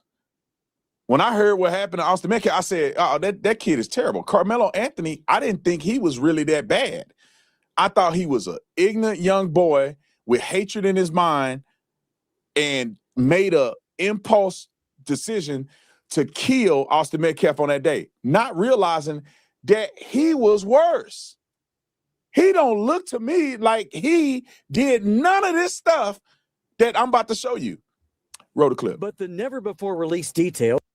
I want you to notice the body language, okay? Notice how he turns up. He was all mild and meek and coy when he was like, "Yeah, Austin, I mean, it's just kind of what it's really mad what happened to Austin." Carmelo, he was just Satan. He was the devil himself. I can't believe Carmelo was so evil. Just look at this. Watch now as he flips completely to make it seem like Carmelo was the worst person. Just watch. I'm talking about, these are the same people who say we can't hold ourselves accountable. Of Anthony's early years in Louisiana up to the day of his arrest for murder are also disturbing. On the day that Carmelo Anthony would fatally stab Austin Metcalf, prosecutors say he sent this text message at 1 a.m., which said, quote, "I'm low-key on the verge," and then emphasized it. Later in the morning, on April 2nd, 2025, and hours before... That's just a single text. We don't know the context of that text. Anthony would kill Metcalf with a knife at a high school track meet. Prosecutors say Anthony's girlfriend reported to a Centennial High School staff member that Anthony was engaging in stalking behavior, to include but not limited to driving by her home and refusing to allow her to end their relationship. Also in the 75-page... Just keep in mind, this is the woman who she's saying, did Carmelo have a car? I don't think anybody said that. I don't know if he had a car. Maybe he did, maybe he didn't. I don't know if that's true or not. But this is the woman who was saying that Carmelo was following her and didn't want to end the relationship and all of that stuff. The woman who still, a year later, after she broke up with him, is still so in love with him, she can post about him after his conviction. Okay, all right. Now, did you believe anything, huh? Believe anything. Let's say that. Okay, Carmelo did have a car. Okay. And apparently he was doing all of that, and she decided to sail to school about it the day of. All right, okay. Let's say that. And that's still worse in his mind. That's still worse in his mind. Filing. Prosecutors say Anthony had previously been accused of stealing his girlfriend's phone, and in October 2024 wrote a to-do list for his girlfriend about how to deal with, quote, weirdos, which included the line, say some slick like my boyfriend kill people. There are also text messages where he admits on at least 2 occasions to punching girls in the face. Prosecutors also found text messages from 2020. No, hold on. Let's take that back. Okay. And let's read that. Okay. And said the name Vicky, and she started hitting me. And I was running until she pulled my hair and she started hitting me. So I punched her in the face. Notice how the news is going to omit all of that. So Carmelo apparently was getting into some fight with some girl or something like that. And mind you, this was all the way back in 2021. The situation happened in 2025, or 4 actually. Wait, no, it happened in 5. My fault. It happened in 2025. Okay, because it happened a year ago. Okay, this was in 2021 with some girl named Vicky who was hitting him. He tried to run. She kept hitting him, and he punched her one time back. This was not like Austin, who was known to just beat girls down to the ground and then beat them down while they're on the ground. Now Tatum is going to try to frame this as worse. Just keep in mind. Admits on at least 2 occasions to punching girls in the face. Prosecutors also found text messages from 2021 between Anthony and another student about robbing someone of $300. There were also text messages where Anthony talks about a fight and punching someone so hard he had to stop fighting. In 2023, prosecutors say Anthony told a friend he was going to vandalize someone's house in Austin, saying, quote, I just feel like it. I got a grudge. In 2021, Anthony told a friend he had been suspended from school for 3 days for fighting, saying, quote, they said next time I do some, I get recommended for expulsion. In a text conversation with a friend in 2023, prosecutors have messages from Anthony where he wrote, I'm going to shoot the school up tomorrow with my blick, but later sends messages saying I would never actually do that. Oh, so it sounds like a joke. It sounds like a joke because I don't know who would correct themselves in their own text after confessing to a crime. In a 2024 text thread, prosecutors say Anthony admitted to carrying a firearm, telling a friend before a party that he would have the gun in my pocket. There are other message threads where Anthony also mentions carrying a gun. If you thought that was bad, it gets worse. And I'm going to be fair about this because I had got in trouble when I was young. I got in trouble in high school. I got kicked out of school. And I'm going to talk about that. And I'm going to give both of these boys a little bit of leeway. And I'm going to talk about how this affects the trial or not. We got one more, and it gets worse for Carmelo Anthony. Roll it. After numerous suspensions for fighting while attending school in Louisiana, there are messages between Anthony and his girlfriend after he moved to Frisco. In one message thread, she suggests he should sit for a while, and he replied, yeah, and punch people, maybe run sometimes. I have to. It's like a priority for me. I like punching people. When I get mad, I see red. When I get mad, I black out. When I get mad, I can't control myself. Prosecutors also produced messages where Anthony admits to getting high and drinking alcohol and even talking about selling drugs to get guns. In 2024, prosecutors say Anthony even attempted to assault a teacher, saying, I put my hands and face and everything. Also in 2024, messages obtained by prosecutors suggest Anthony tried to bring a weapon into the State Fair of Texas, asking a friend if the State Fair got metal detectors. When he was told yes, his friend responded, you got the poker? Yeah, I might have to toss it, replied Anthony. Prosecutors say Anthony admitted to stealing a watch and earbuds in separate burglaries in Collin County, and also to bringing a weapon onto a Frisco school campus, saying this about his girlfriend. She went in my bag to get my computer, and I said no, and she still went in it and grabbed it, and my gun and my knife and some other stuff fell out.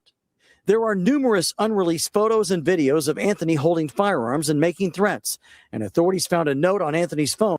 Mind you, in that picture, that's a BB gun. And they confirmed that a year ago. But they have a BB gun, and they blacked and white the picture. They made the picture black and white so you can't tell that. So just so you know, they have to 50-50 it up by giving you all of this situation. Now, mind you, all of the text of Anthony, I'm on the verge, I'm this, maybe Anthony was dealing with, he didn't actually do even half of the stuff he talked about in text. The stuff they have on Austin, he didn't talk about, he did. He did those things. With a long list of disturbing racial tropes and slurs about blacks, whites, and Hispanics. In one message thread, prosecutors say Anthony wrote, "I hate gay people." Prosecutors say Anthony repeatedly threatened to murder his girlfriend in text messages, some of them saying, "How many bullets you want coming out of your chest?" and "I'm going to get you," expletive. He also threatened her with a knife in one message and told her in another, "When I stab somebody, I'm going to lick their blood off the blade." Now, before we go, I just want you to see, this is the alleged girlfriend that still was madly in love with him, so much so that she's posting all of this stuff. And there's absolutely now, besides the text, that they're only showing one side of the text. They're not showing the other side, which you need in order to have full context of the text. But they're showing the text, and they're black whiting. They're making the pictures of Carmelo black and white. I want you to keep in mind, they didn't do that with Austin. They did not do that with Austin when they were showing the pictures and stuff like that and mentioning the stuff of Austin. They didn't black and white Austin and try to darken the pictures and distort it to make it look more monstrous and villainous and all of that stuff that Austin did. And I'm not saying that Carmelo, if he got into fights at school or whatever, but I want you to see how the news has to darken up Carmelo and has to darken that stuff up and dramatize that so it can be equivalent to what we know Austin has done. Okay. But let me argue. Let's see how Tatum, the accountability man, is going to argue this. Let's put this in perspective. Kids are stew heads. They say crazy stuff. All of you guys, if you want to be honest, we've all said crazy stuff and we all did all that stuff. We just didn't have cell phones, right? We just didn't have evidence of somebody going and looking at your cell phone. Some of y'all have threatened people and did all this. However, I can say these boys on another level, especially Carmelo Anthony. Austin Metcalf seemed like a troubled kid. Carmelo Anthony seems like a kid that would end up going to prison forever. Austin Metcalf, Mr. Spraying KKK, Mr. Hail Hitler, Mr.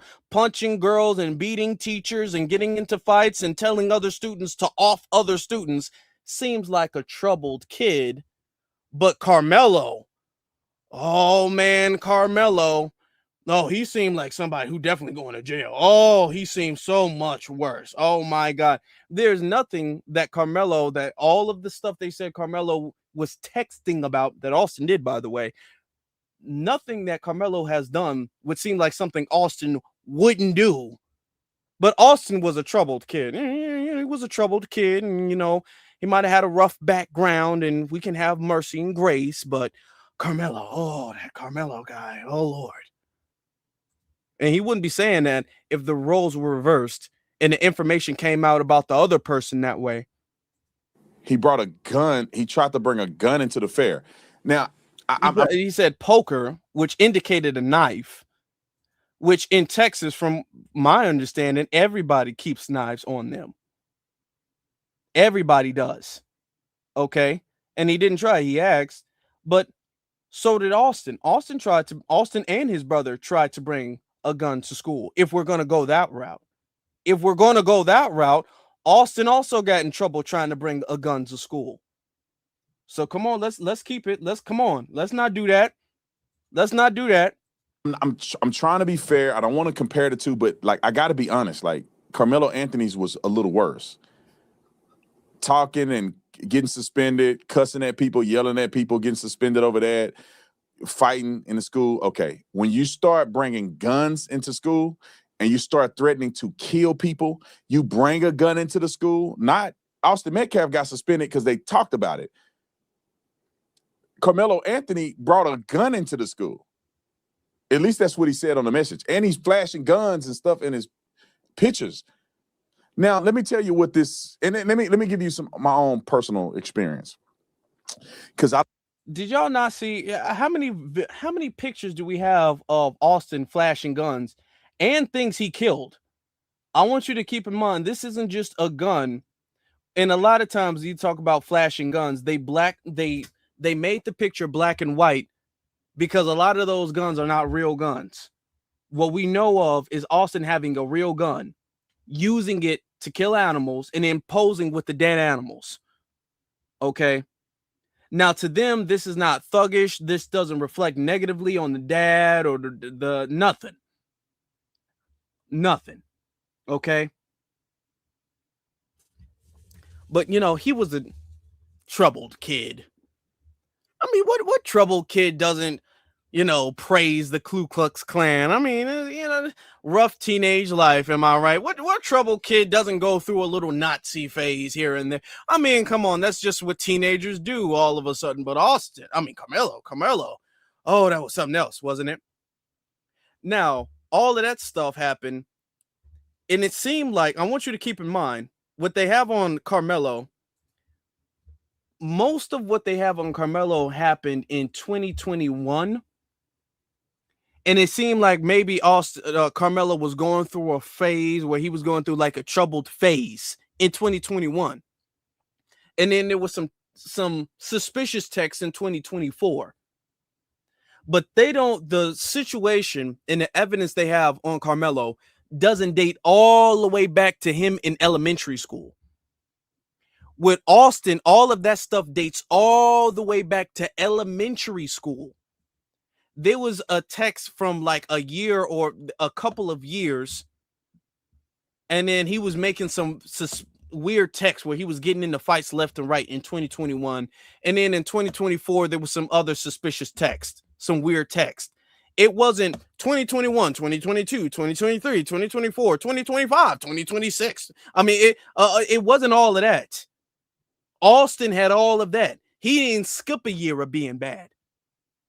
Even if you want to say everything that they said about Carmelo was true, that's like a year or two compared to pretty much Austin's whole teenage life. From elementary school, him and his brother were doing that. Okay. But he's going to tell you that Carmelo is worse. I don't want to act like I'm holier than thou. I got kicked out of school my senior year.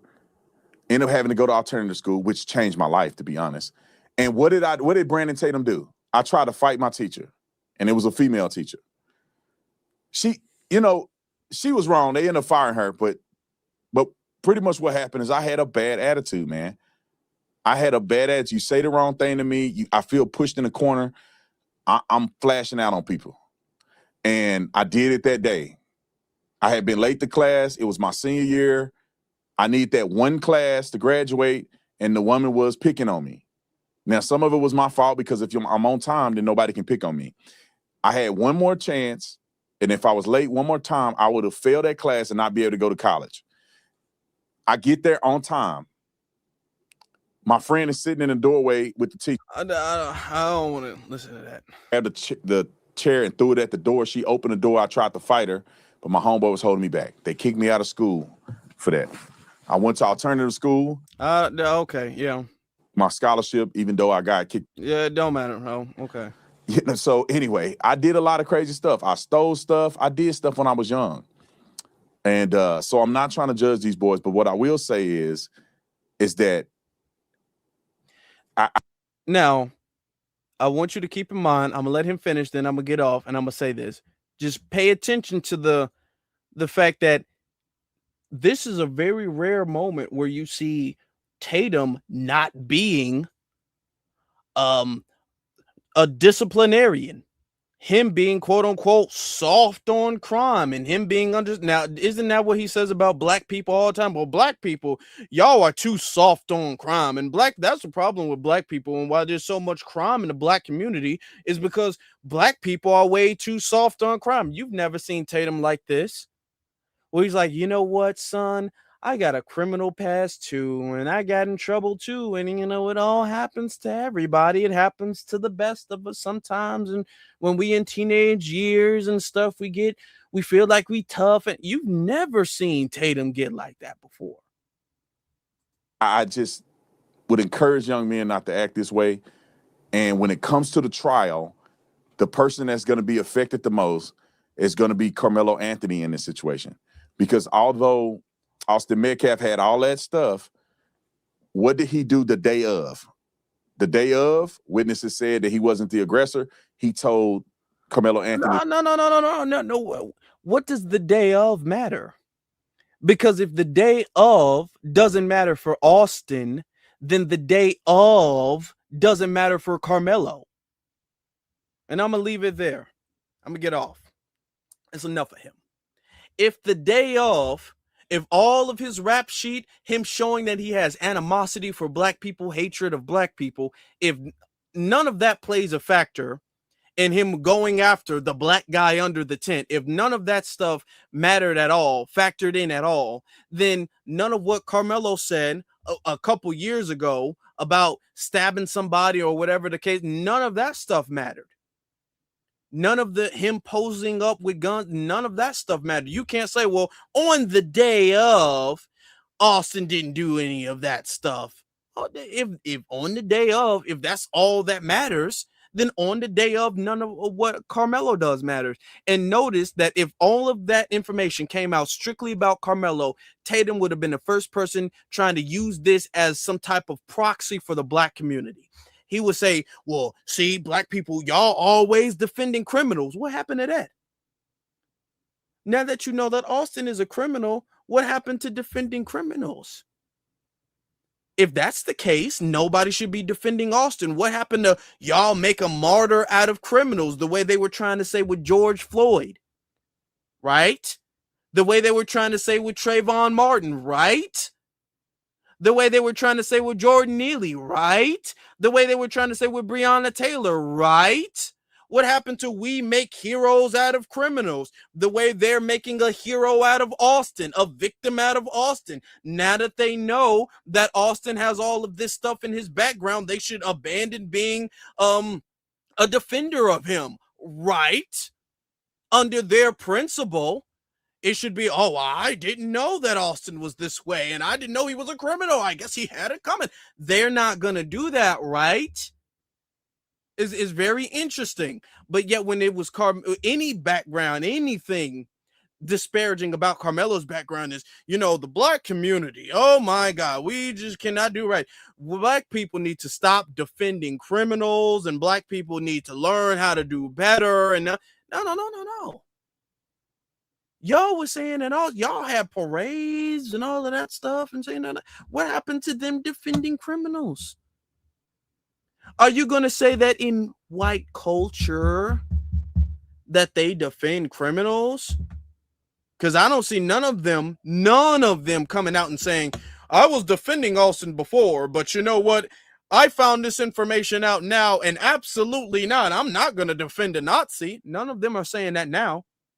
Notice how Austin has not had any less white support, even though he came out as a neo-Nazi and an anti-black racist who beat women down and all of the white women, keep in mind, all of the white women who were defending Austin are still defending him now, even though he used to beat, and apparently probably was more than likely white women. He used to beat women down, and all of the women who were still defending him are still defending him today. Is anybody going to have a conversation about the lack of accountability in the white community? That's what I want to know. Because if we're going to have this standard about accountability, I think we should. And I think we should have this standard across the board about accountability across the board. And let's have an apples to apples comparison about culture. And speaking of culture, I got something else I want to bring up to you guys. Speaking of culture. So this came out about Texas Roadhouse. Texas Roadhouse, there was a Facebook group on Texas Roadhouse, and they were saying in this Facebook group called White and Proud, I hope you enjoy your meal next time you eat out. There's a Facebook group that I'm a part of, and it's for white servers. It says, we have come up with a plan. When a table of black diners come in and place their order, we walk back in the kitchen to get the food when ready. Okay. There is always, all caps, always a blind spot in the kitchen where we lick our fingers and touch the food. If it happens to be Texas Roadhouse or Logan's, those rolls are full of white saliva. Okay. Some of our cooks are in on it too. Now they're saying that this is some type of payback for Carmelo. It says, think that they're playing. They aren't. Believe me, this has been going on since y'all started that nonsense about Carmelo. They misspelled Carmelo. The candy bar Anthony crap. Okay. By the way, this group has over 400,000 members. Enjoy y'all's food. Okay. Does this not negatively reflect on their culture? Does this not negatively reflect on their culture? Now, when black people get mad, you don't see any group chat of black people being all like, man, when a white person comes in our restaurant, we spitting on the food and we touching our fingers and we dropping the food on the floor. Black people don't say that. We don't do that. But yet y'all see, and I want you to keep in mind, I've fully believe that this is true, because this is not Texas Roadhouse's first, if I could use the term, rodeo. This is not their first time getting in trouble. There was a case, and I want y'all to look this up. There was a case where a black woman was at Texas Roadhouse or a steakhouse, and she came back and there was staples in her roll, baked in the roll. And luckily nobody was hurt, but notice that white people don't have those. Hey, I came to a Texas Roadhouse, or I came to this house and there was staples in my food. Okay. Black people go to these places. There was a case where there was staples in somebody's roll. There was a nail in somebody, like a hardware tool nail, not like no fingernail, but a hardware tool, a nail that you nail into wood in somebody's burger. Like, that don't happen. First off, it never happened at a black-owned restaurant. You don't ever see stuff like this happen at black-owned restaurants where there's nails and staples and stuff like that in people's cornbread. You don't ever see that happen. All of a sudden, when you go to these established commercial, predominantly white spots, white-owned institutions, there's nails and other screwdrivers and stuff. There's always this crazy stuff that people can see. Now imagine what people can't see. I just want you to imagine what people can't see. If you can see a nail and you can see a staple, some staples, imagine what you cannot see. Now, if this came out about black people, we would be having a conversation about black culture. I want to know how many people are going to talk about this and talk about white culture. That's what I want to know. And then they came out with a statement. Texas Roadhouse came out with a statement. That's what you see in black and white right there. They say, due to losing our verification, rather, our comments are not being seen. Yeah, right. Because it took them a while to come out with a statement. At Texas Roadhouse, we're committed to creating an environment where every guest is treated with respect and unreasonable hospitality. We do not tolerate discrimination, harassment, or mistreatment of any kind, and we expect our roadies to treat every guest with dignity and care. Our commitment to the communities in which we serve remains unchanged. provide legendary food, legendary service to every guest who walked through our door. No, I'm cool. Yeah, I'm okay. I'm more than okay. I'm more than okay. I'm fine. I'm fine with that. I'm fine. I believe that. I believe it not just because I want to believe it. I believe it because there's been so many other cases. I can bring up cases where black people have gone viral for going to IHOP. There was a case like a year ago, I think, where a black family, black mother and kids or whatever the case is, they were going to IHOP, and the waiter was walking around, white lady, walking around serving everybody. They didn't even get a menu. They sitting up there hungry, waiting on some food. They didn't even get a menu. This ain't no super fancy restaurant. IHOP is not no super fancy restaurant where they thought you weren't going to tip and all of that stuff. They always get on black people for not tipping, yet black people notoriously get the worst service possible. We get the absolute worst service, still expected to tip just as much as everybody who's actually getting service. But they sitting up there and they just been waiting, and she went viral because the manager came out and snapped on her, being all, oh, well, she's just busy and you don't gotta post everything on the internet. Okay. All right. I believe that. Yet nobody's gonna talk about white culture, is there? Are they? So before you talk about black culture, I want you to keep all of this stuff in mind. All of that in mind. Before you go off and talk about, black culture is this and black people was this and all of that, before you go ahead and think that that's okay and think that you can do any of that, I want you to keep what white culture is and what white people do.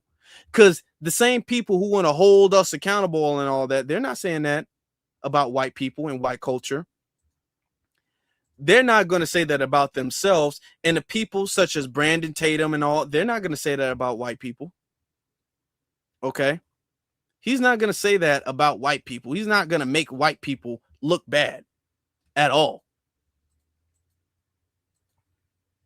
If he does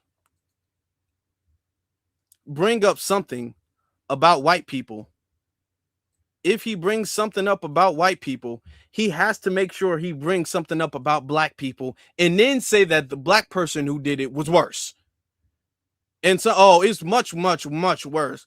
Carmelo, Austin, he seemed like a trouble kid, but Carmelo's more than a trouble kid. Carmelo is just something. He was a menace. He needed to be stopped. That's what Carmelo was. Yeah. We have to understand when people are weaponizing, holding black people. Hold on. We have to when they're holding black people accountable. And they're weaponizing that under the guise of just pandering to a white audience. That's just what it is. And that's all it is. Our culture is not to be ashamed of at all. Our culture is about giving back. Our culture is about uplifting other black people and doing for other black people and trying to improve the black community. Stuff like this. Okay? Stuff just like this.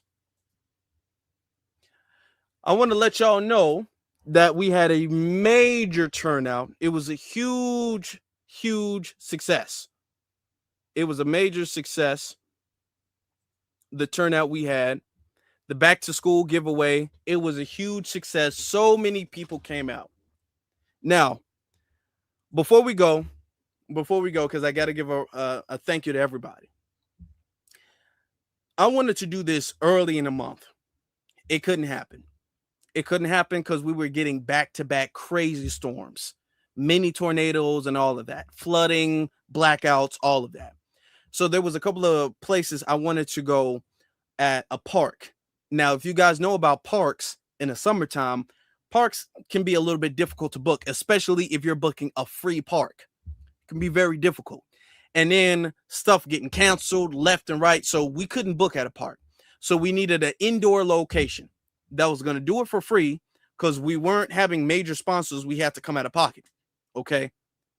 So I've reached out to my brother Cole Chief, who was able to reach out to his brother Bub, and they got me to Mr. Sims. Mr. Sims is the owner of Sims Barbershop. And I talked to him. We agreed on the date, we agreed on the location and all of that stuff. As soon as that happened, I announced it to you all.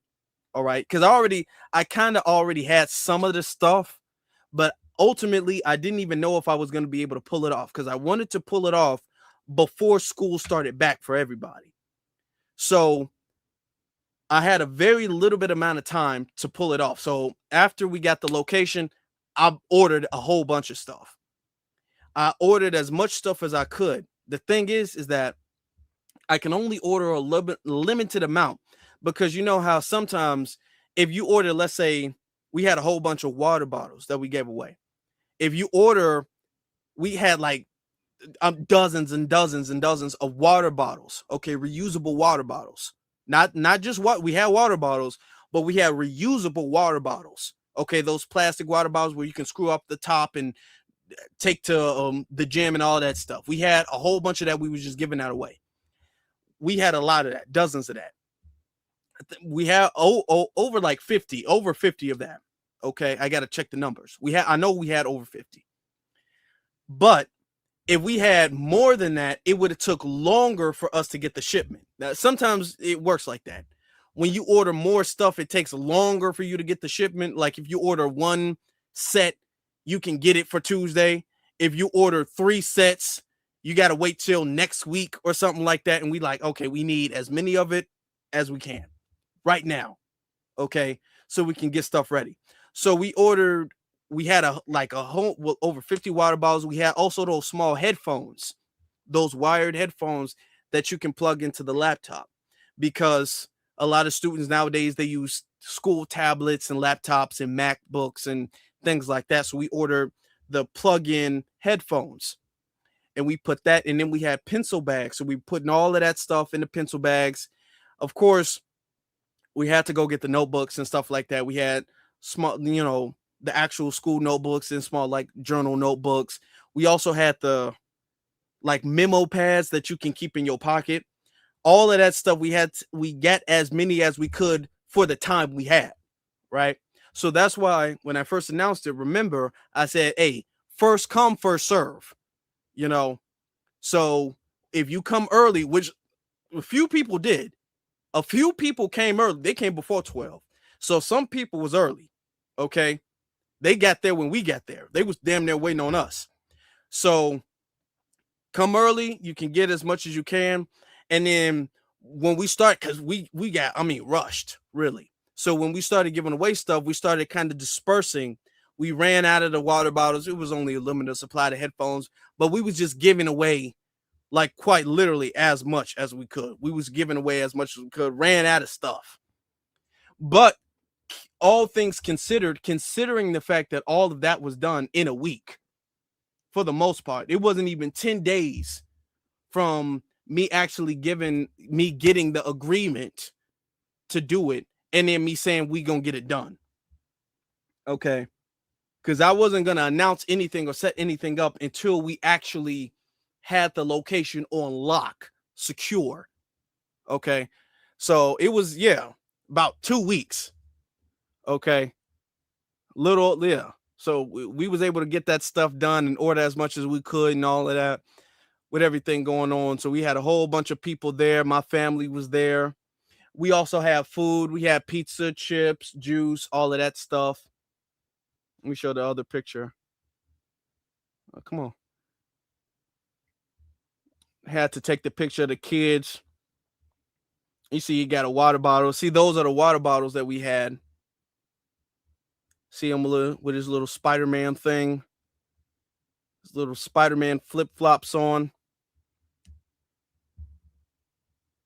So we had that, and you can, see the pizza and stuff. So we weren't only giving the kids free stuff, we were also feeding the community as well, too. So we had, pizza and all of that stuff. So, everybody came. The pizza went real quick. Boy, Lord have mercy, the pizza went quick. But, they came through.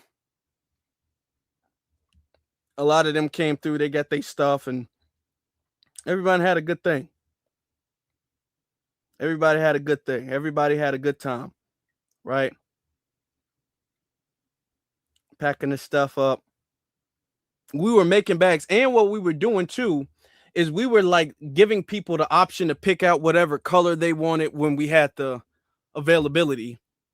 Because if some people came in with like, oh, I got 3 boys, then we'd have to give out 3 black book bags. We had black book bags, pink book bags, orange book bags, kind of like lime green, blue, so we have a variety of different colored book bags because we wanted it to be for the boys and girls. We didn't want it to seem like, only neutral colors. We wanted, if the girls want a pink book bag or orange book bag, whatever, they had that. So we had that going on. I don't know why it takes so long now. Okay. That's my brother Cole Chief. He's, showing off the book bag full of stuff. So we had a really good one. He had a really good thing. Shout out to one of y'all for sharing and all that stuff because we needed y'all to help promote it. Okay. Next time when we have more time, we're going to have a big board and stuff like that. We're going to get a bigger location next time we do something. So we're going to have a lot more stuff, but shout out to all of y'all. Even though I said we weren't like doing donations, we still had people who was like, yeah, I'm going to send something anyway. So they sent some stuff. So shout out to every single last one of y'all. Shout out to Miss Jackson, Danny and Zoe. They both popped up because, Danny is running for mayor. So she popped up. She was getting a whole bunch of signatures. Zoe popped up. Y'all know them from Chicago, Flips Red. They popped up and everything. So everything was great. Everybody walked away happy. People were talking about politics and all that stuff. So everything was great. Everything was wonderful. Shout out especially to Mr. Sims for allowing us to use his barbershop. He said we can come back anytime we wanted to. He was very welcoming, very helpful, and also shout out to him. See, this is our culture. This right here, I want you to take another good look at this. Picture, put it right here. This right here is our culture right here. This is what we do. Now, Anton, Officer, or I'm not even gonna call him Officer, Brandon Tatum, they're not gonna highlight this stuff because this doesn't make us look degenerate and evil and dysfunctional. They say, oh, y'all celebrate all of the dysfunction and y'all celebrate all of that stuff and nobody cares about the kids. We got kids with pacifiers in their mouth getting book bags ready for school.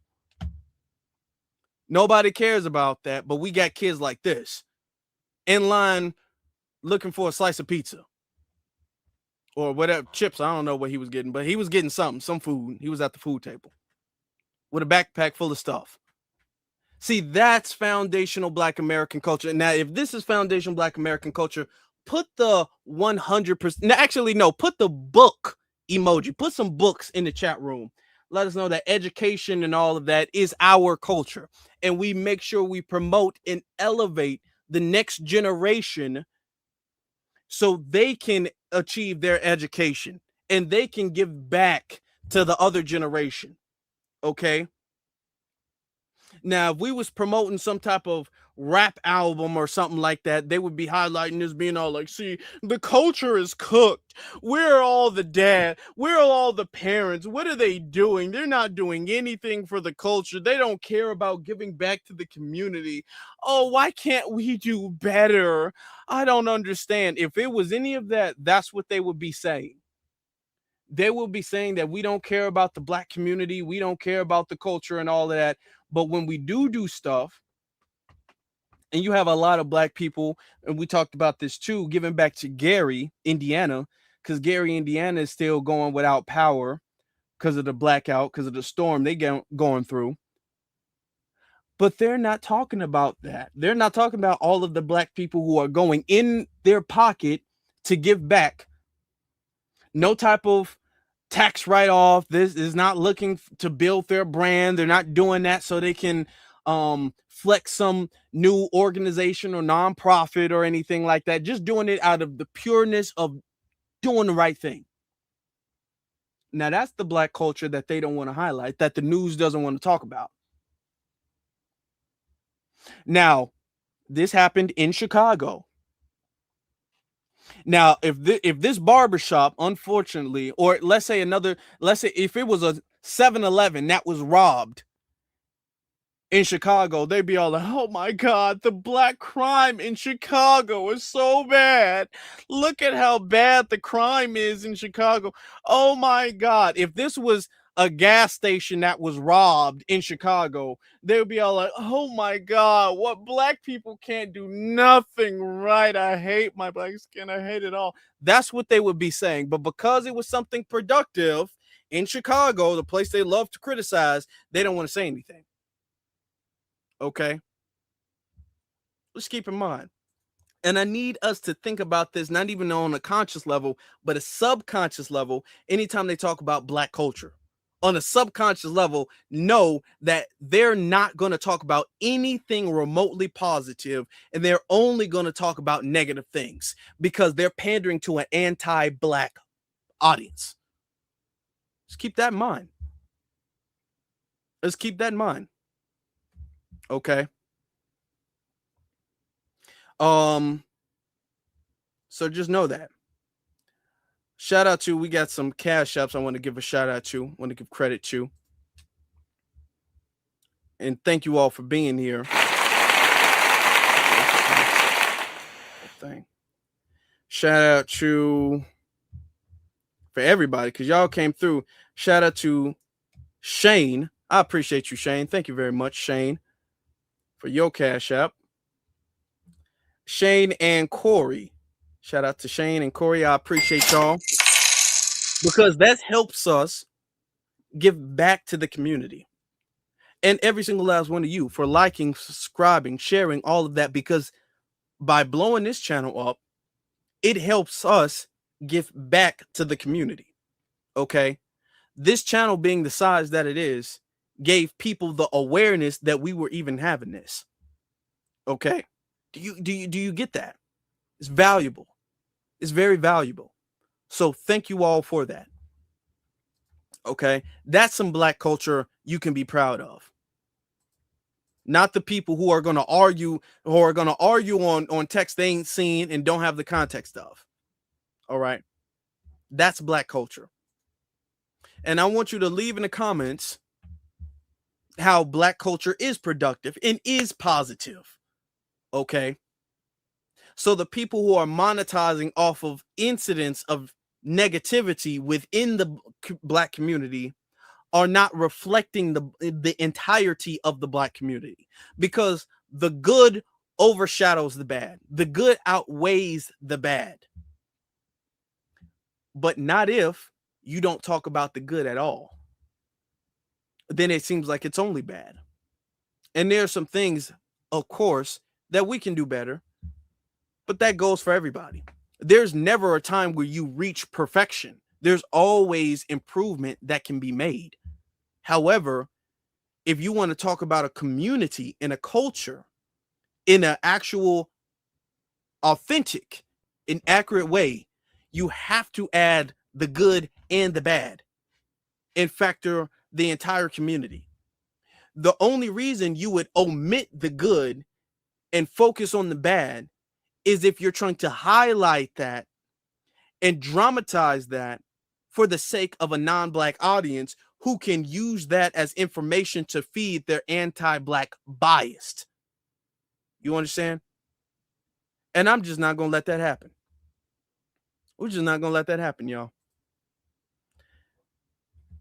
You're not going to let it happen by watching this and by hitting that like button and by hitting that subscribe button and notification and sharing and commenting and all of that. That's how we're not going to let that happen. That's how we're not going to do it. And this concludes tonight's live stream. I appreciate every single last one of y'all for coming here, for being here, for liking, subscribing, sharing. Shout out to everybody with the backpack giveaway and all that stuff. Now we got to focus on the next big event. Okay, it's a little bit too early for me to, convey the plans and all that yet. But now we got to focus on the next event. So as I'm busy doing that, I will see y'all soon. Y'all have a good rest of y'all night.